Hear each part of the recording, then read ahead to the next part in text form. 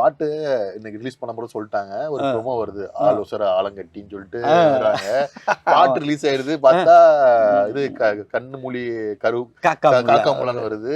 என்னடா அந்த வார்த்தையை காணாண்ட, என்ன நடந்துச்சு அது? அதுதான் அந்த கதை தான். 10 வருஷம் எழுதிட்டு உள்ளே போயிட்டேன். உள்ள எல்லாம் செலக்ட் பண்ணி வைக்கிறாங்க.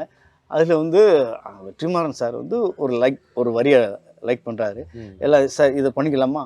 அது ஃபஸ்ட்டு வந்தது, ஆலோசர ஆலங்கட்டி வந்து நின்னா சேலை கட்டி. என்னன்னா அவள் தான் ஃபஸ்ட்டு சேலை கட்டி வர்றான்.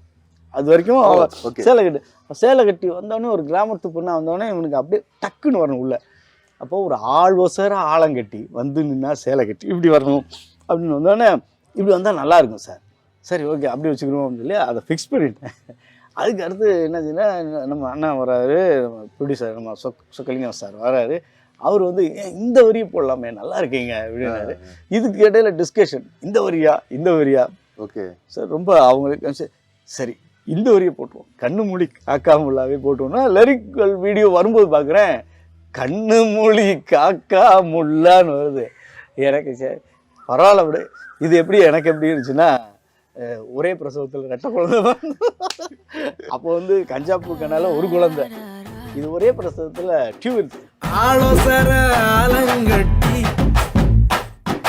வந்து நின்னா சேலை கட்டி